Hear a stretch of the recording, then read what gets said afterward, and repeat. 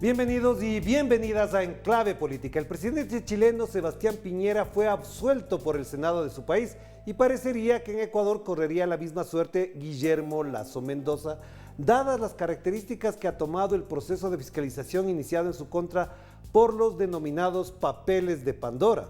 Sin embargo, hay algunos elementos que no solo le ubican a él en la violación de 4 delitos, sino que además inobserva sus responsabilidades con la Asamblea Nacional para explicarle a la Asamblea, a los legisladores, cómo es que ocurrió todo este caso. Y por eso nos preguntamos, ¿hasta dónde se generaría una impunidad para un hecho tan grave que desde algunos sectores políticos y también académicos lo señalan como una enorme mancha en la gestión y en el prestigio del gobierno nacional? De esto queremos conversar con la legisladora de la Revolución Ciudadana que ha investigado a fondo la vinculación de Lasso en los denominados papeles de Pandora. Está con nosotros Mónica Palacios. Qué gusto tenerla acá. ¿Cómo está usted? Bienvenida. Gracias, un honor estarles acompañando el día de hoy. Bueno, cuéntenos para el público latinoamericano, ¿qué implica todo esto? ¿Hasta dónde se ha llegado en la investigación? Hemos visto incluso papeles, documentos, incluso el acta notarizada de la transferencia que ocurre después de que Lasso ya habría inscrito su candidatura, con lo cual habría violado la ley. Exactamente, es importante mencionar que la vinculación directa del presidente Guillermo Lasso con estos bienes y capitales en paraísos fiscales lo hace el Consorcio Internacional de 600 Periodistas ICIJ.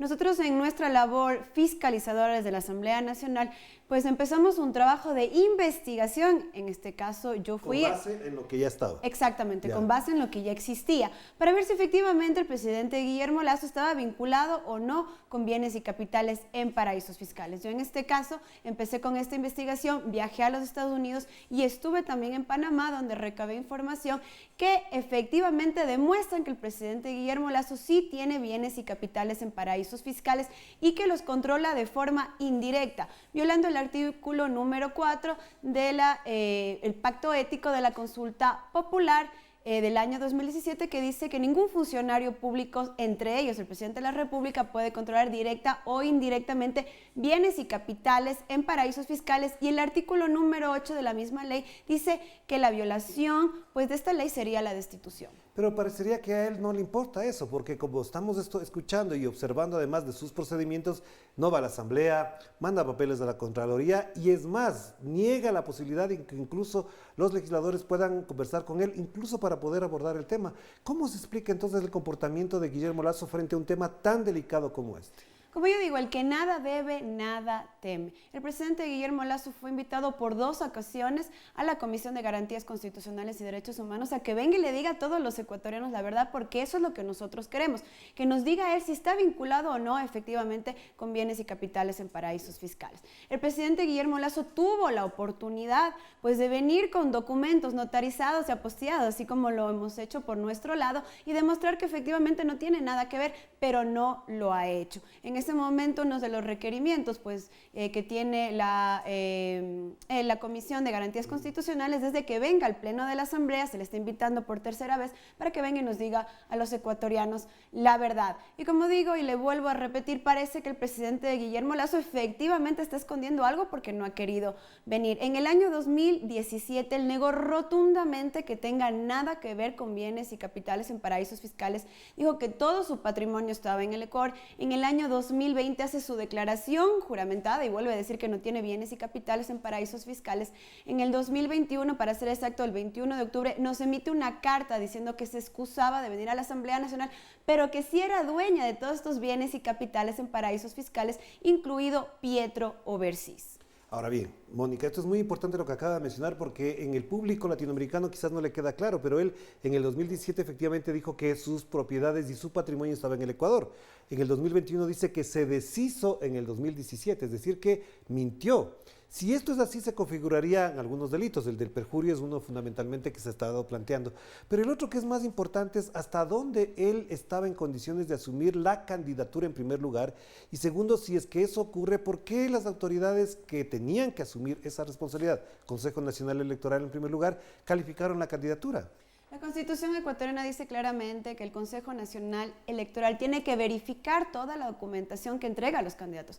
En este caso no lo ha hecho. Muchos juristas dicen que supuestamente el CNE no tenía la obligación de investigar, pero si a mí me dan unos documentos para verificar, yo tengo que ver si son reales o no. Y con los documentos que yo traje de Panamá se demuestra que el presidente Guillermo Lasso el 23 de septiembre, cuando inscribió su candidatura, todavía seguía siendo dueño de Pietro Overseas, todavía no se había hecho. ¿Qué documento prueba eso? Tenemos la Gaceta Oficial que es el registro oficial. ¿Qué es lo que dice la ley panameña? Que hasta que no esté registrado esta transferencia en la Gaceta Oficial, pues no está legalizado. Claro, Entonces el presidente Guillermo Lasso empezó la transferencia el 10 de septiembre, se hizo efectiva el 19 de octubre del 2020, pero el presidente Guillermo Lasso hizo su declaración juramentada el 23 de octubre. ¿Inscribió su candidatura en qué fecha? El 23 de septiembre del 2020. Entonces todavía no estaba legalizado completamente. Exacto. Ahora bien, frente a esto lo que pasa es que parecería que hay un entorno, hay un conjunto de acciones que de alguna manera están legitimando una cosa. Primero, que él no tiene por qué rendirle cuentas a la Asamblea. Y segundo, que ya no necesita ser investigado de nada. Es decir, él ha cumplido con todas las disposiciones, pero en la práctica también en la Asamblea hay sectores que están legitimando la postura del presidente. Entonces, como preguntaba yo al principio, ¿hasta dónde Sebastián Piñera podrá ser absuelto y ahora Guillermo Lasso ni siquiera investigado a fondo?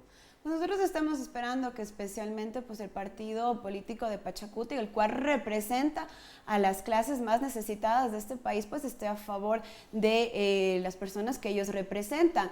La evasión tributaria le roba a los ecuatorianos 8.000 millones de dólares al año aproximadamente, según datos de la CEPAL.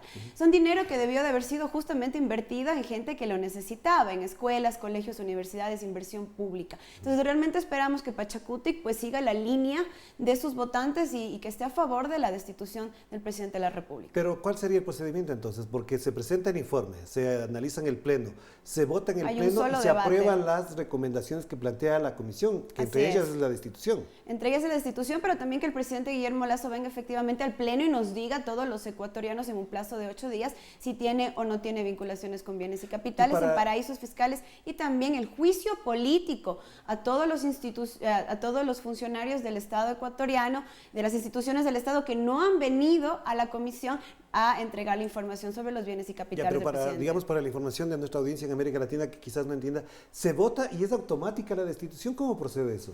No es automática la destitución, se vota, se acoge y de eso tenemos que empezar a trabajar en otro debate más que se daría otra vez en la Asamblea ¿Y la Nacional? destitución implica que hay otro presidente o que hay una sucesión presidencial y el vicepresidente actual asume el cargo? Una sucesión en este caso, el vicepresidente tomaría el poder. Vamos a hacer la primera pausa y enseguida volvemos para seguir conversando con Mónica Palacios, representante, asambleísta por los migrantes en los Estados Unidos de la Revolución Ciudadana, a propósito de este tema que incluso algunos medios han querido bajarle el tono, bajar el impacto para efectivamente no abordarlo como debe ser, como se hubiese hecho en otras circunstancias. Vamos a la pausa.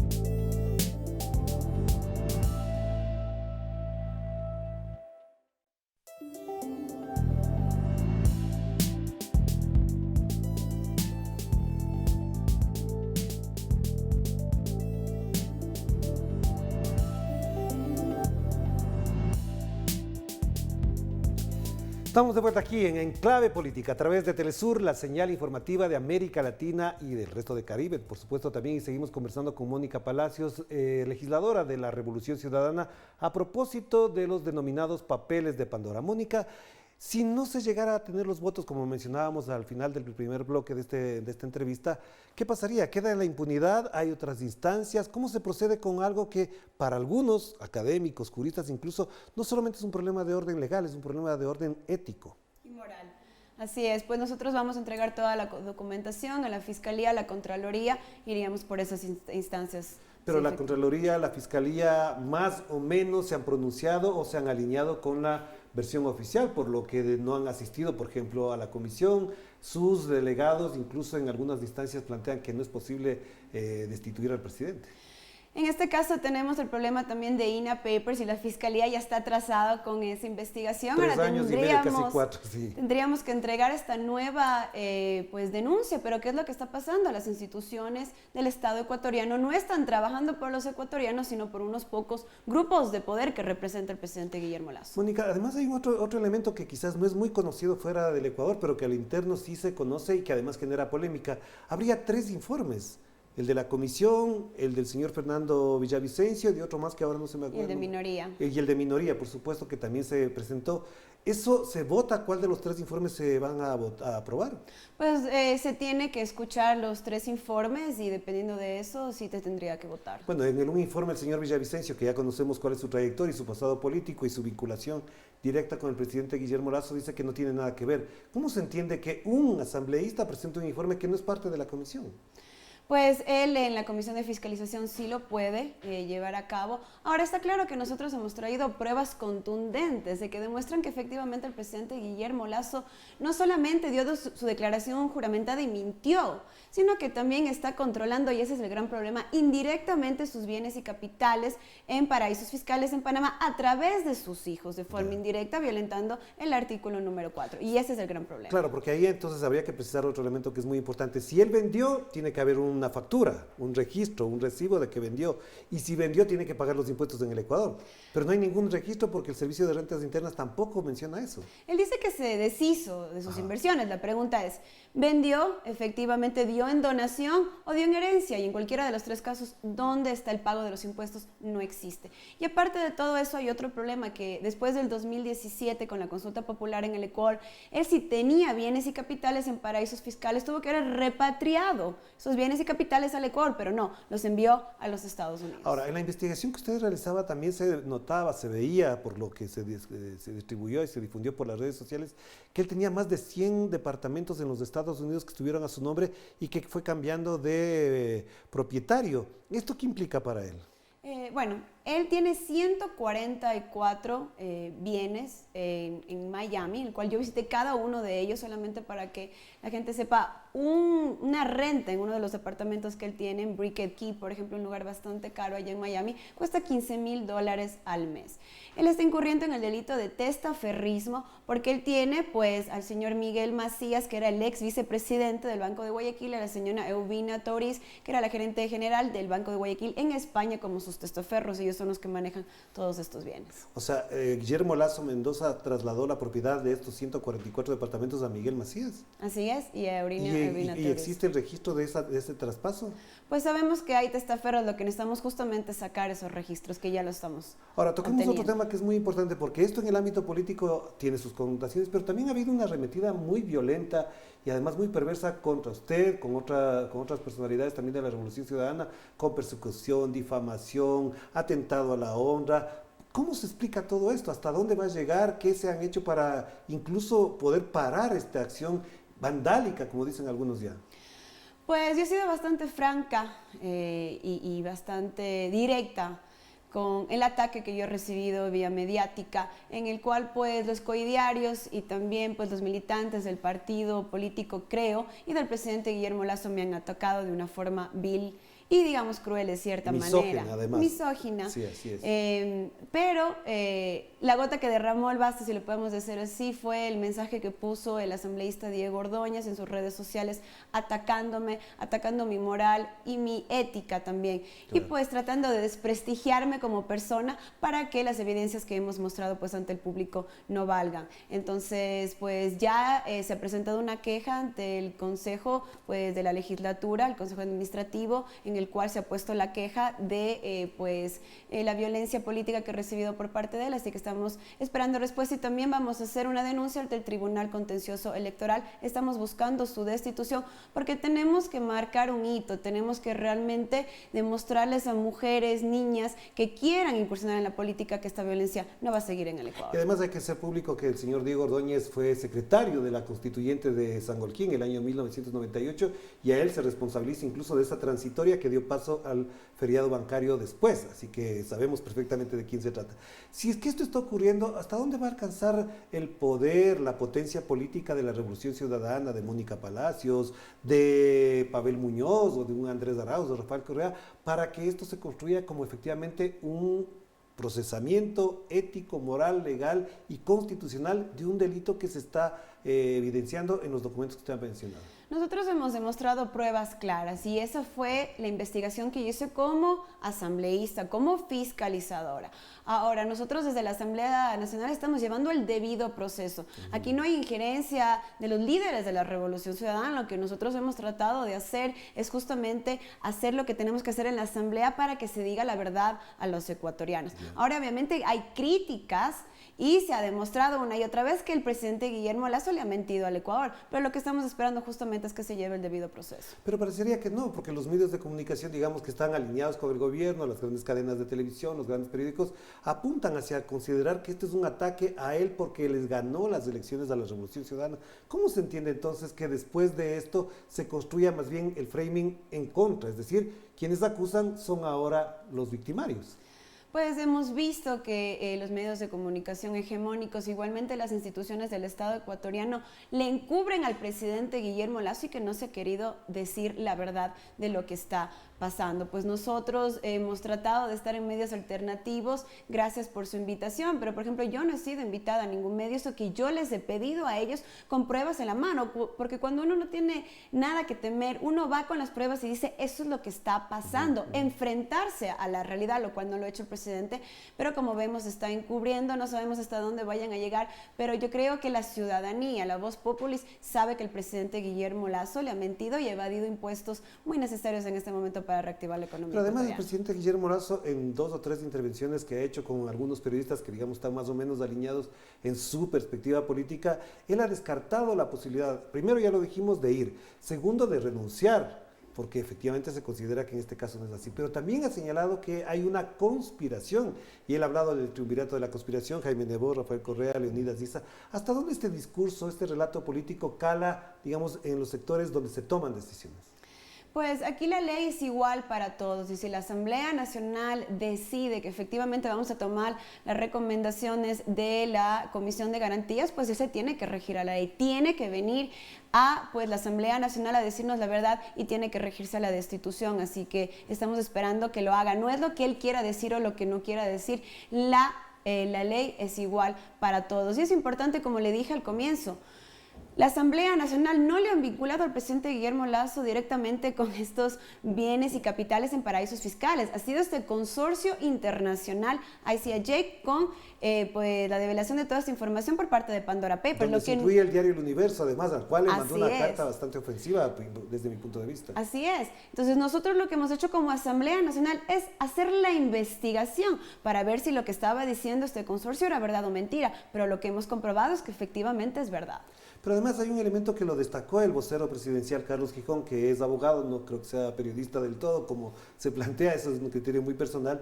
Él dice que él no va porque él había pedido a la comisión que mientras no vayan todos, él no podría ir. Entonces ahora, ¿en el pleno tienen que ir otras personas para que él pueda ir al final o es el único invitado en este caso? Él es el único invitado en este caso. Las recomendaciones de la comisión son claras. El presidente Guillermo Lasso tiene 8 días para venir a decirnos a todos los ecuatorianos y ecuatorianas la verdad. Y como yo digo, el que nada teme, nada debe. Claro. Entonces él debió de haber venido, no simplemente enviarnos una carta, debió de haber venido y ahora le estamos esperando con sus pruebas de descargo para sentarnos democráticamente y conversar, que responda a las preguntas de los asambleístas y que diga si tiene o no tiene. Si yo no tuviera en este caso, yo viniera con mis pruebas y dijera no tengo ninguna vinculación, no quiero que mi nombre esté envuelto en esto, pero el presidente Guillermo Lasso no ha hecho absolutamente nada. Pero a ver, si me pongo de abogado del diablo, él tendría razón en algo. Yo al 24 de mayo tengo esto y en esto no consta nada de paraísos fiscales. Entonces, si fuese así, él tiene la razón.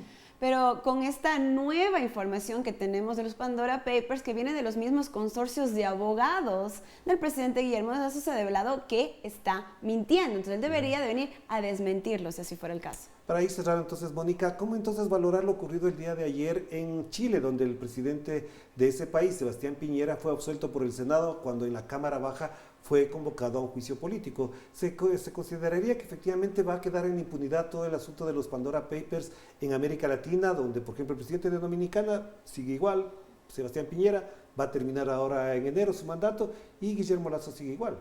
Bueno, sabemos que en Chile pues el presidente Piñera está saliendo ya de su mandato. Hay esta pelea entre la derecha y la izquierda también por estas votaciones, pero en el caso ecuatoriano el presidente Guillermo Lasso está recién empezando su mandato, pues y no puede ser que el presidente de la República, que debe ser el ejemplo para todos los ecuatorianos, siga en el cargo que está si no está haciendo el trabajo que tiene que hacer. Y aparte de todo, el problema de perjurio y de mentira hacia los ecuatorianos y ecuatorianas. Entonces, la última pregunta. En el caso de que la Asamblea votara absolviendo al presidente Guillermo Lasso, ¿qué va a pasar en Ecuador? ¿De qué manera va a gobernar? ¿Hasta dónde efectivamente su gestión, su responsabilidad, incluso su prestigio político queda menoscabado?